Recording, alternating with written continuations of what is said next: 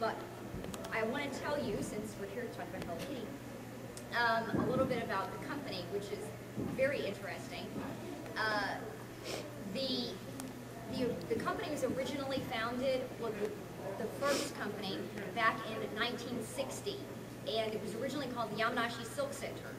The founder, a man named Shintaro Tsuji, a genius, a pioneer, he was orphaned when he was about 13, and he was raised by some relatives, and he was trying to fit into that Japanese mold where you're supposed to become a salaryman and, you know, do all those great things. And he kind of decided that he was going to break away from that and go found his own company, and he did. And, you know, he's doing textiles and stuff like that. Kind of boring. But after a few years, he kind of branched off and got into making things a little bit cuter and more into like character goods, and he started realizing that there was an added value. Like, I can sell this pair of sandals, or if I put like some little decoration on the sandals, like some cherries or something, there's more of a perceived value for almost no additional investment. And he began studying a lot of Western companies.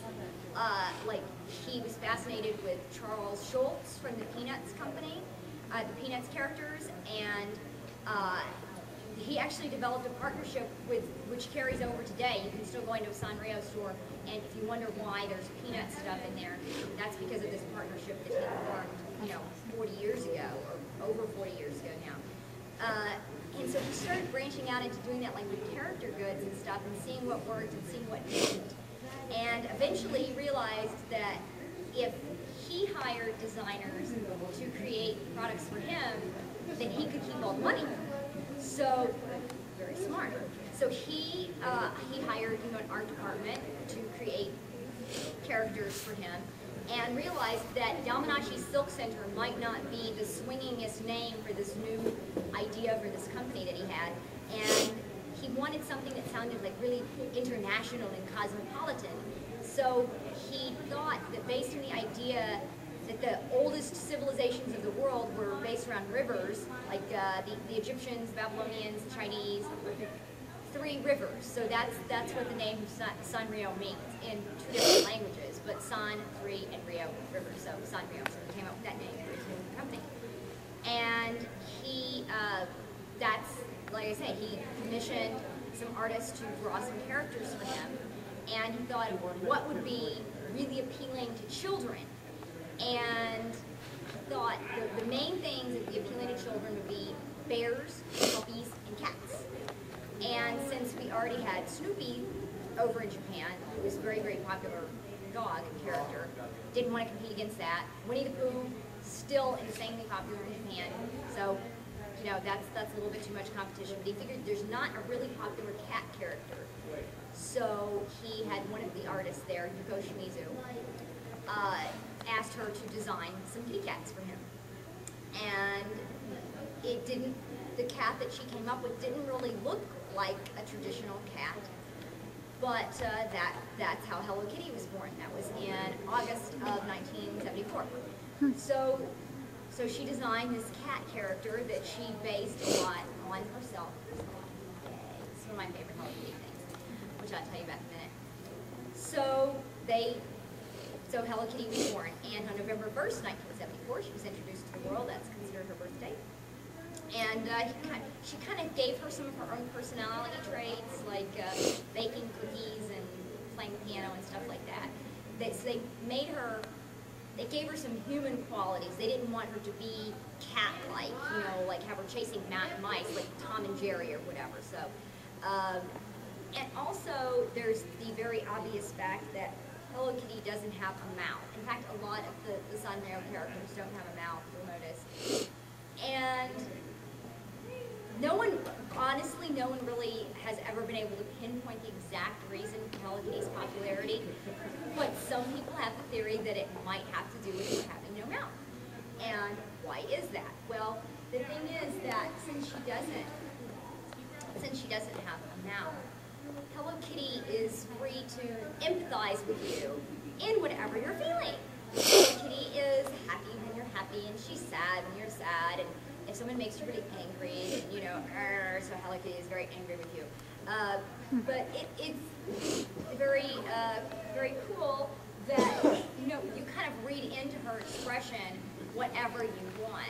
So, you know, actually when we worked on Hello Kitty's animation theater, which they're showing right now at the same time as this panel, go figure, it was a little bit weird. Have any of you seen any of the Hello Kitty cartoons at all? Okay, well, it's weird to see her kind of with a mouth, isn't it? I mean, it's like, but they have to have a mouth for her to talk, so that's obvious.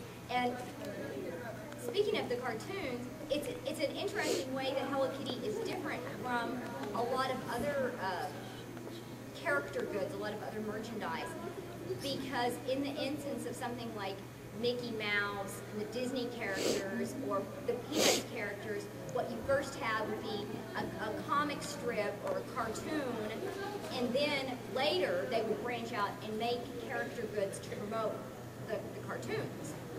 But this was the reverse. You started off with character goods, and from the character goods popularity, that branched off into the cartoon. I think the first Hello Kitty cartoon was 1988, I believe. See, I have all these notes. Yeah. Well, 1988 was when Hello Kitty's Furry Tale Theater was first released on US TV. But still, you know, there were many years that had gone by that Hello Kitty was popular before that happened. Interesting thing, though, about the original designer for Hello Kitty, she only worked at Sanrio for about 2 years because she got married, and back in those days, married women didn't really stay in the workplace, especially in Japan. They stopped, you know, working and went home to make little Japanese things. She only worked there a couple of years, but the current designer for Hello Kitty has been doing the character for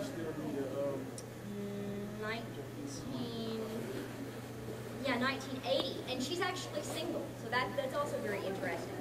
But she's been really a big advocate for Hello Kitty, Yuko Yamaguchi, and she's been really active in studying trends with kids, teenagers, seeing what they're interested in.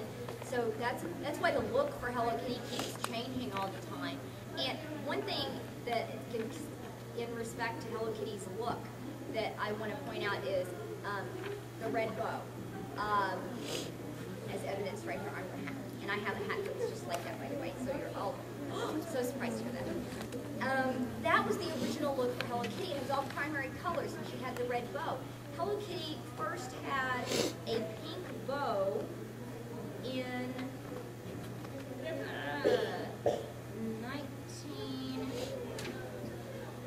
1992. And I always think it's interesting, people will like see this first, for example, and go, oh, that's Hello Kitty, it's not pink. Wow, everything Hello Kitty is pink. Everything Hello Kitty is not pink.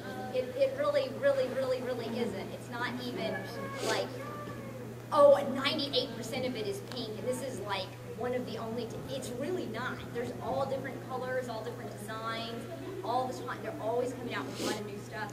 I mean, a lot of the Hello Kitty stuff that I own is not pink at all.